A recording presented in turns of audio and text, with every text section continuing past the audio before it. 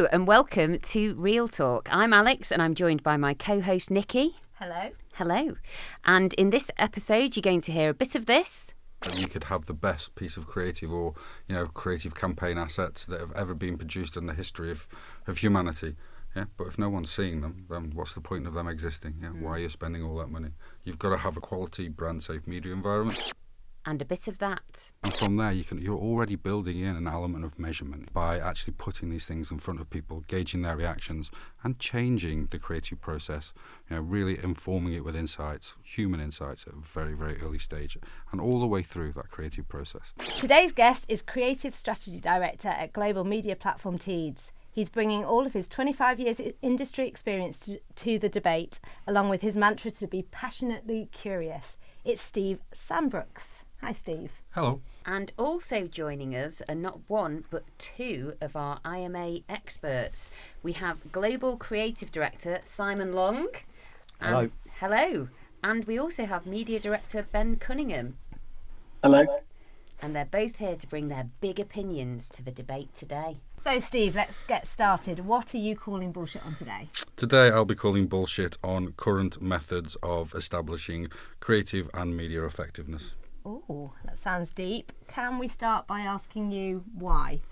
Maybe our listeners who don't know what they are. Yeah, to start off with, I think that current methods are missing one key and fundamental element, and that is that they totally disrespect or don't even regard anything to do with people or humans. I sense this might become a meaty debate. So when you say they don't take into account humans, what exactly do you mean by that? Now, obviously we know what a human is. Yeah. But I suppose it depends which measures you're talking about, really. Yeah. Because if we're looking at things like brand tracking, that's based on a survey that is done and completed by humans. Yeah. So what exactly do you mean? Well, if you look at any PCA post-campaign analysis for any activity, what you will get is a document which is full of media metrics only. Clicks, in view time, etc., etc., etc. And I don't think they're an accurate representation of creative or media effectiveness. For instance, is a click really representative of true intent on the human side? Probably not. That makes sense. So I think that plays into something that I know Simon and Ben have been talking about from our perspective, which is all around this idea of attention being the thing that potentially matters. I don't know if, Simon, you want to elaborate a bit more on that? Yeah, I think if you look at it, the actual definition of advertising is to turn, attention, to turn heads.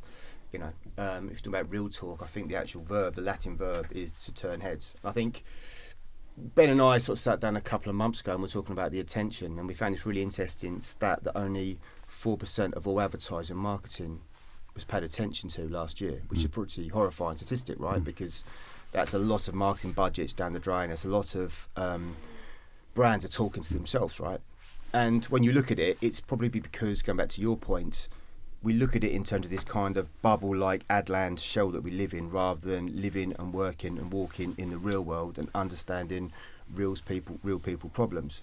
So that was kind of our attention, excuse the pun, when we're looking at it last year. And I think that probably goes on to what you're saying around when we look at this. Do we mistake creative effectiveness for creative performance? Because I think that's kind of the juxtaposition for me. Creative performance is metrics and ticks and that kind of stuff. But actually, when it's creatively effective, that's when it's talking about, does it really hit the real world?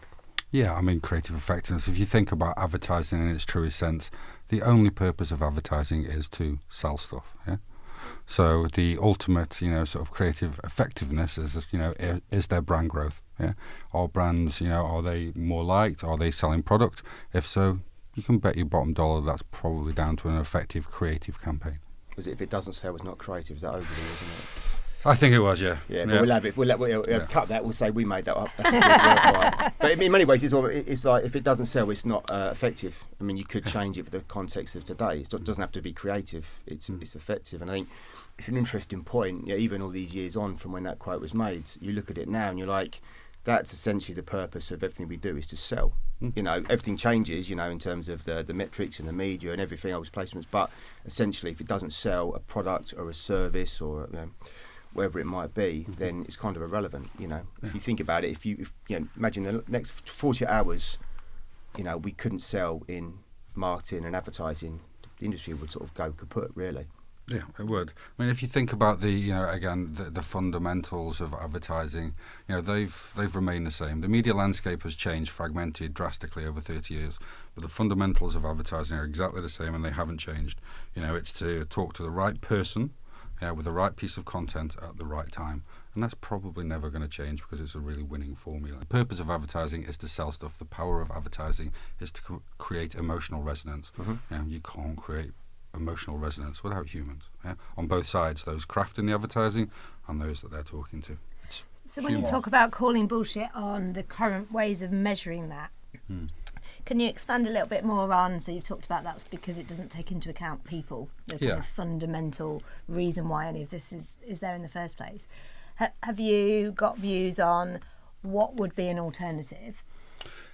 Attention at the moment is, you know, it is the big, you know, sort of buzzword in the industry, and rightfully so. It's where we are at the moment, and it's the best we have at the moment. Media metrics were so popular for so long, and the gold star, simply because that's all that was available. Yeah, but now we have attention. We have quite robust measures in place to measure attention. So, you know, if we just stick in that sort of area at the moment, we do know that the more time that we can convince people to spend with a piece of brand creative, the better the outcomes are. Yeah, so to get people to spend more time with a piece of creative, they've obviously got to be giving it their attention. I suppose that's more challenging in today's marketplace as well, though, isn't it? Because it's so much more. You talked about the fragmentation of media. You know, the marketplace we're operating in is so much more cluttered that actually getting a consumer to spend time with your creative is so much harder, I think, than it used to be. Didn't we have a stat as well that the average individual can only absorb about 9 minutes worth of content in any given day, which when you think about the plethora of content that's thrown at us through every medium going, real and virtual and everything in between, I mean, 9 minutes is nothing. It is nothing, yeah. You know, you've got a very short window to resonate with people when you're talking to them. You know, it's increasingly hard. If you know, consider some of the stats that Lumen put out, you know, they are pioneers in attention, for instance. Active attentive seconds per advert is what they measure, and their benchmark, you know, for your general piece of advertising is less than 2 seconds. Yeah? And you've got to think, you know, what job can you do in 2 seconds of attention? You know, the user's one has got to recognise an ad is in front of them, or the human, let's not call them users, call them humans, yeah? The human has got to recognise that there's an ad in front of them. They've then got to recognise the brand or the product. They've then got to see if that resonates with them in some way. They've then got to take that decision, actually this is for me, I'm going to move further down the purchase funnel and take it another step.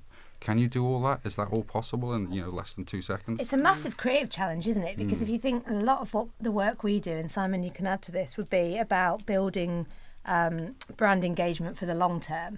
Yet, actually, it's a real juxtaposition, because what we're saying is you've got 2 seconds to build that long-term brand engagement in a way. So the brief from a creative perspective is completely confused and at odds with each other, because in those 2 seconds you've got to build a long-term affinity. And I guess that then plays into why some of the measurement forums we've had in the past are kind of almost clash media and creative as two different silos, because you've got short-term performance and long-term brand affinity. I think you're right. I think this short-termism is driving that friction between creative effectiveness and efficiency massively, because there's only so much you can do, you know. And I think that's why it's so hard now with the creative. It was so much easier years ago when you was talking at the consumer. You know, they would sit in front of the TV, they'd want to watch something. Now you're talking with them, you know, they're the voice of the brand. Yeah. And you've got to do so much, and I'm sure we'll come on to it in a bit. But in terms of the channel mix, there's so many now. You know? No, but this is where media can help, Simon. I think we can be the creative's friend in this challenge, because you shouldn't only have 2 seconds to get the creative message across. You need a media plan that can provide more than 2 seconds. The issue is that on average, 75% of online display ads that were measured, you know, give you less than 2 seconds, and 2 seconds is enough to embed anything in the memory. It just doesn't go in. So therefore, the media guys are here to say, right, how do we get more than 2 seconds? We can change our plans. We can introduce higher attention formats, higher attention media owners or publishers. So again, I think that's a good thing where media and creative can help each other out a little bit. And I think coming back to the earlier point around measuring, so I think there's a whole issue with the short-term measurement and long-term measurement here, and because Teads are in a short-term world in the digital display video space, then they're always going to be measured against the stuff that they have always traditionally measured, which is the linear attribution, the tracking that they can see within the platforms.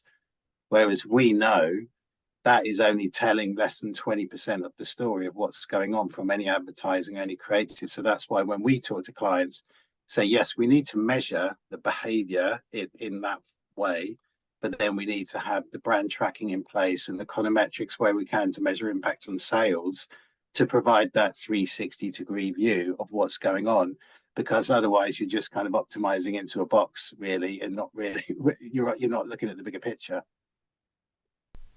Yeah, I think it's a valid point. And I think going back to what Stephen said, it makes our job so much harder in terms of the consumer or people are in control now. They can block, they can switch, they can skip.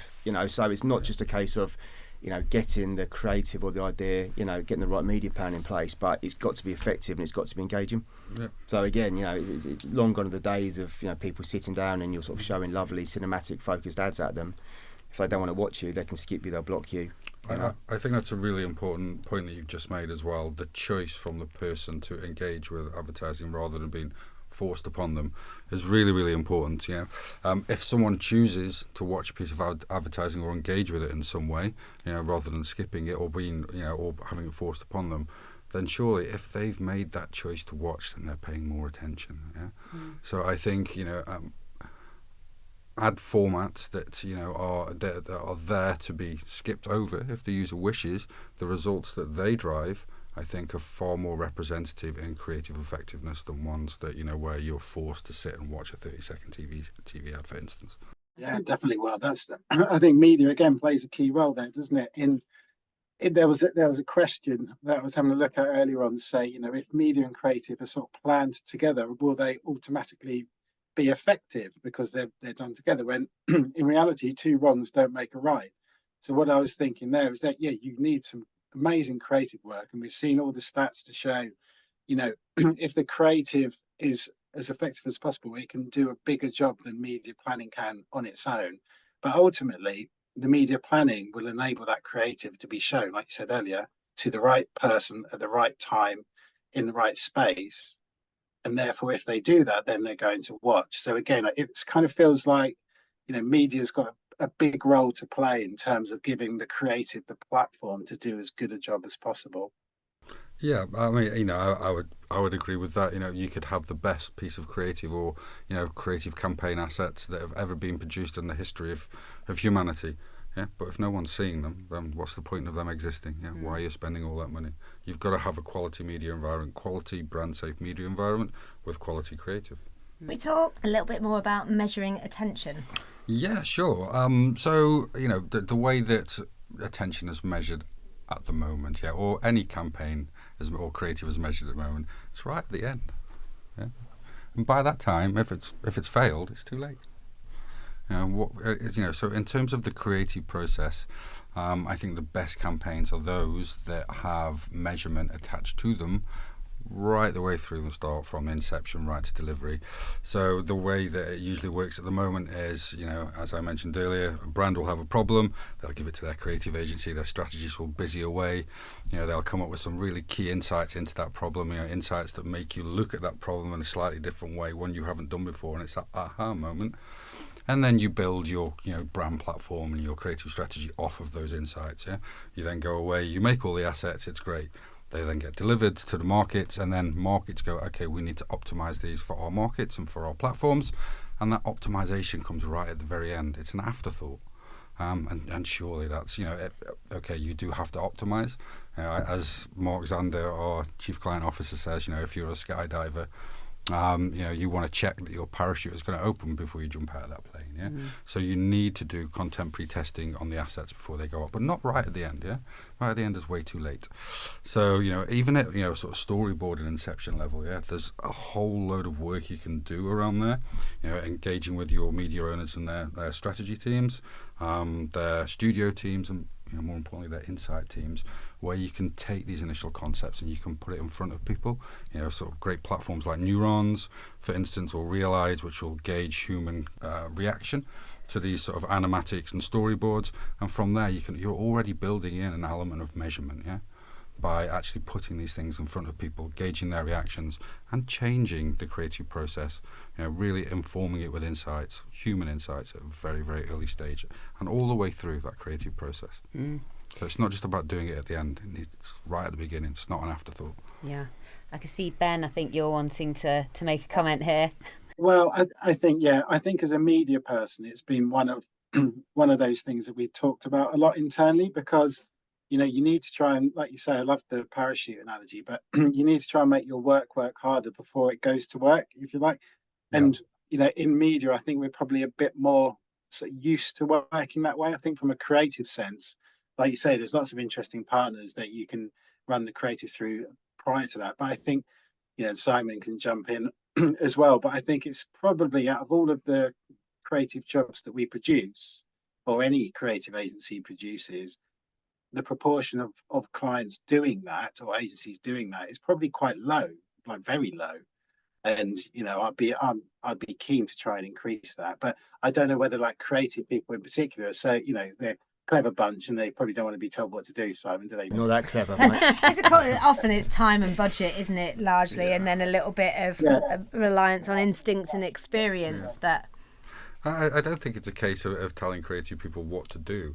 I think it's a case of working with them, in tandem, giving them access to insights and resources and platforms that they wouldn't necessarily usually use, and taking some of the heavy lifting off them in some ways, rather than telling them what to do.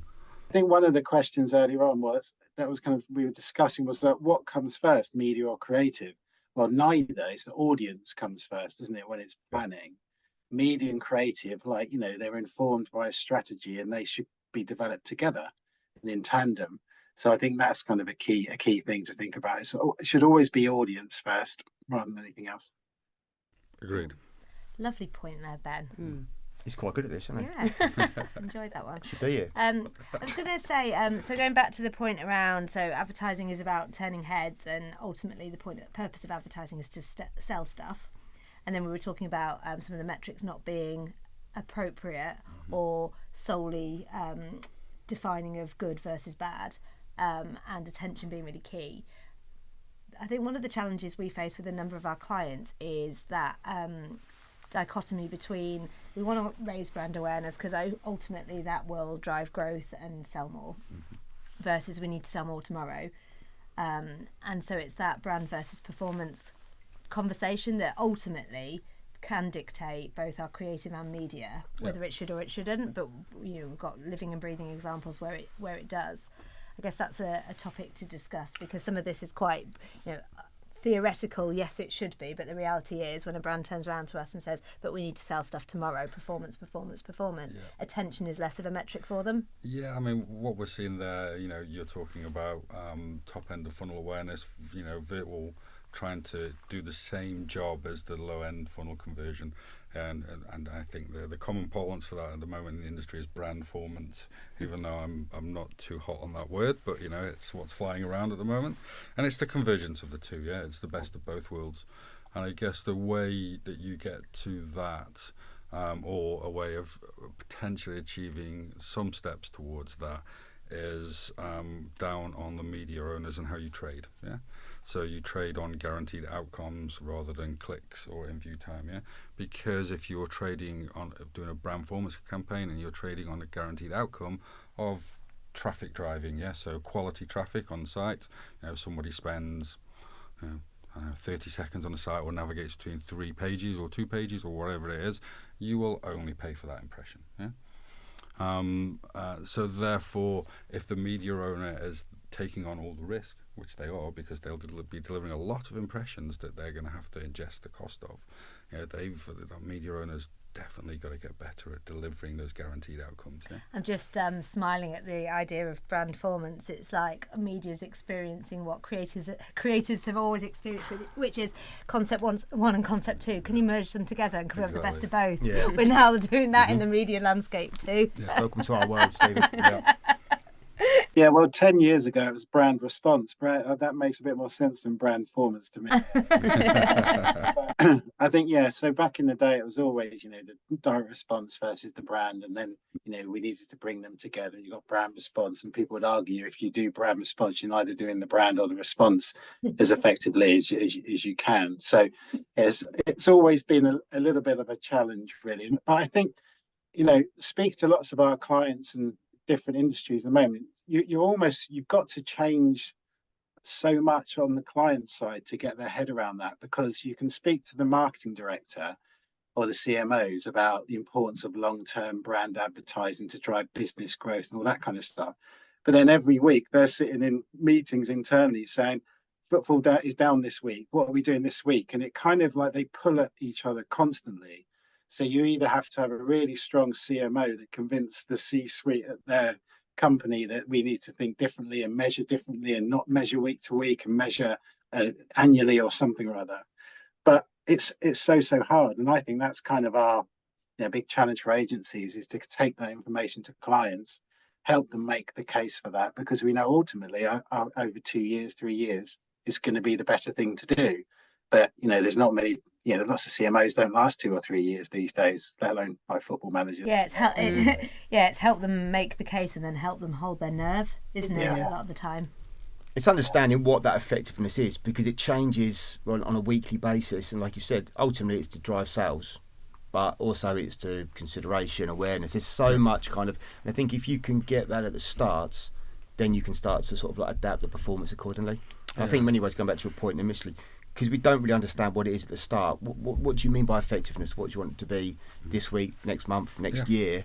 If we can start to understand that, then you can start to adapt and get the metrics in place for the performance accordingly. I think that's where econometrics becomes so important as well, because it's so difficult to understand performance in terms of sales and how it relates to what you've done from a creative perspective and media, when there's all these other things that could be playing a part, such as weather, offers, what competitors are doing, all that kind of stuff. So you need clients that want to go on that journey with you, because otherwise you're operating in the dark a lot of the time. Yeah, attribution is a minefield. It really, really is. If you could get the formula for it, you'd be a multi-billionaire overnight. We're working on it.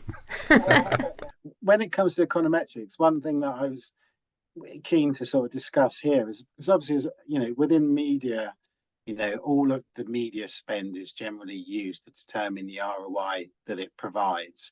But, and also within econometrics, we can look at, creative impact. You run a creative for a period of time, new one comes, we can see the uplift that it has and apportion that out. But I've never seen them actually put the creative cost in the model, i.e. to give an ROI based on we spent $1 million on this ad and we generated this much incremental.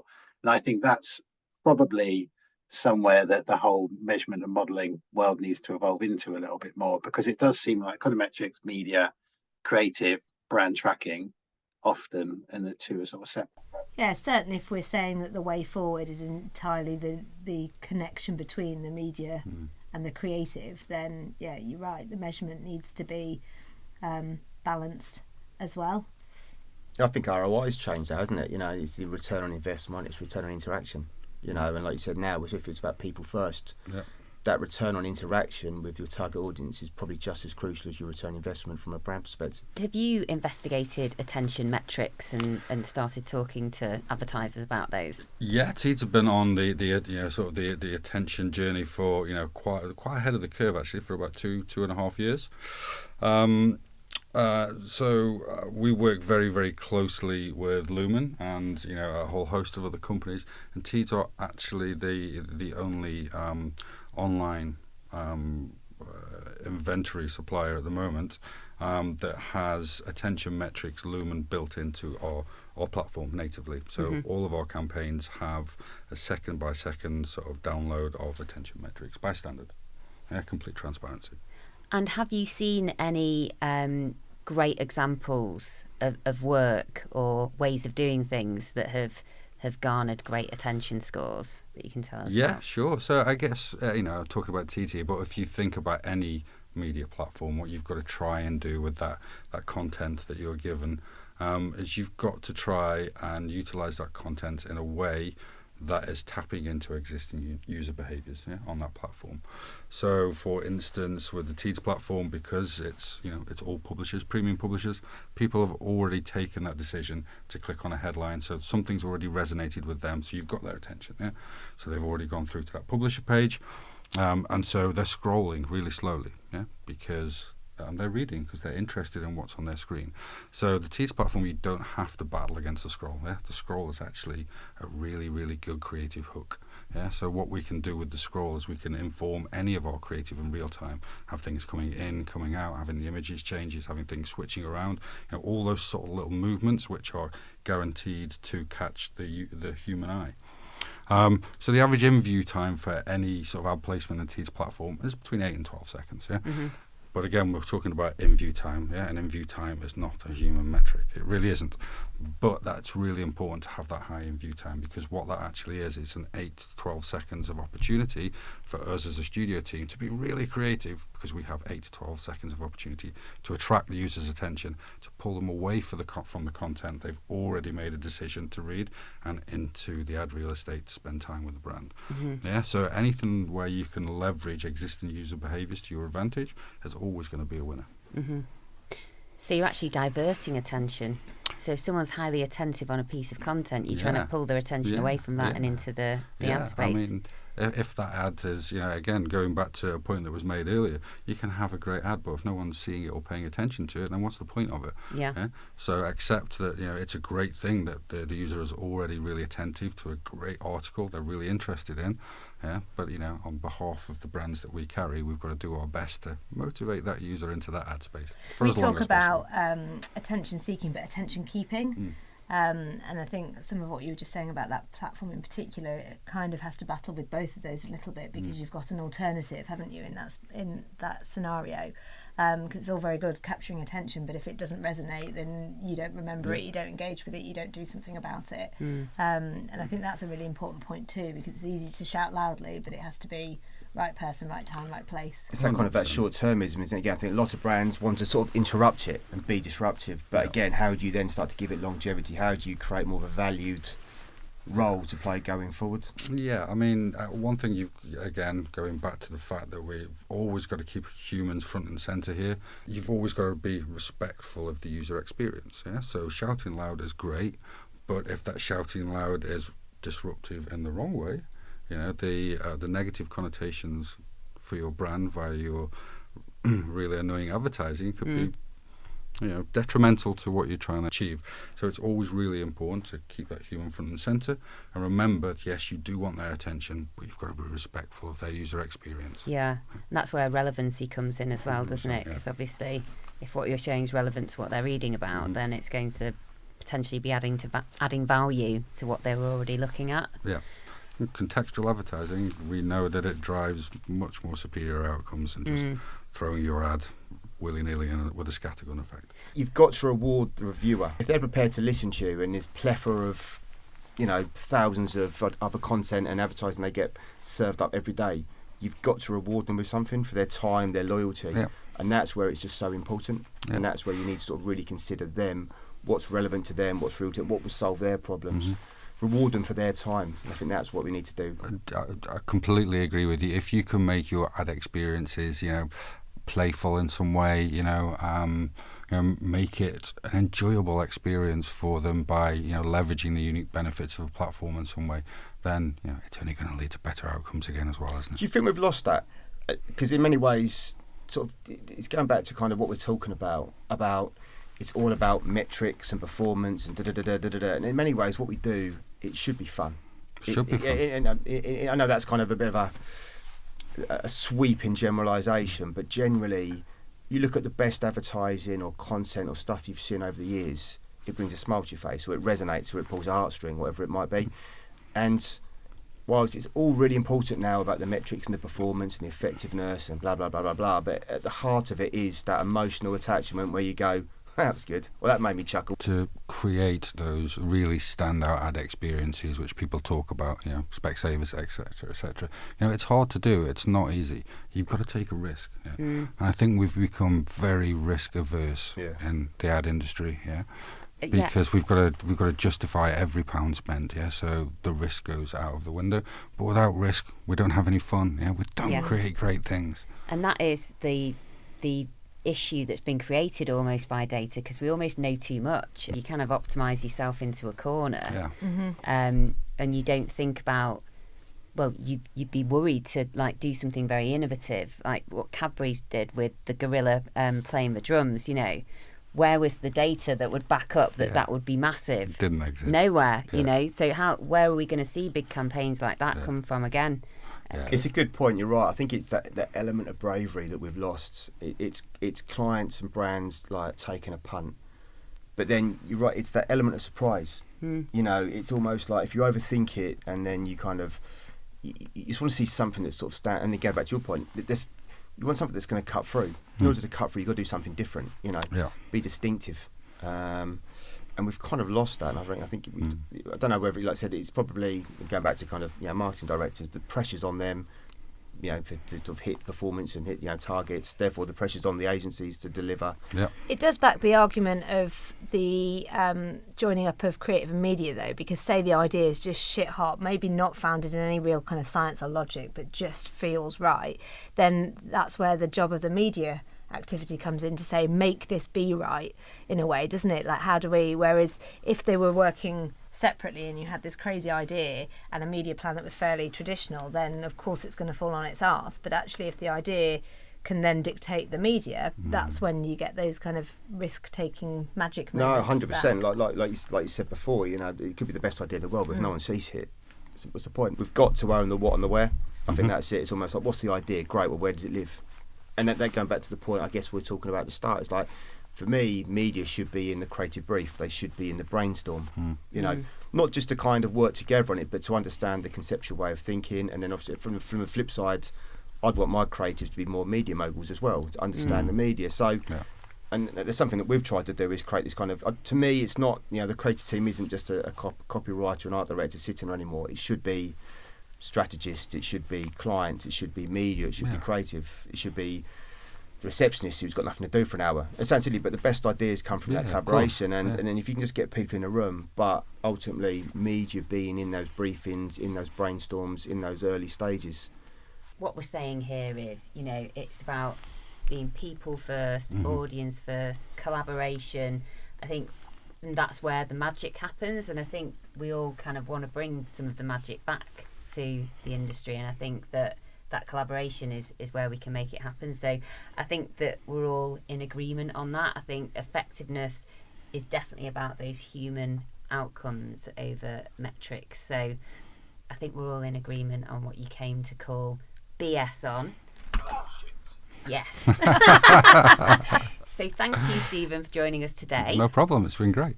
And thank you to our resident experts. Glad you didn't fall out. You're still having a love-in. Yeah, we'll have a little hug when we see each other. I'm just sad I can't be there to give you a proper hug. Well, Oh, that's nice. It's lovely. come here, you. So yeah, thank you everyone. Great discussion, I think, and we'll see you next time on Real Talk.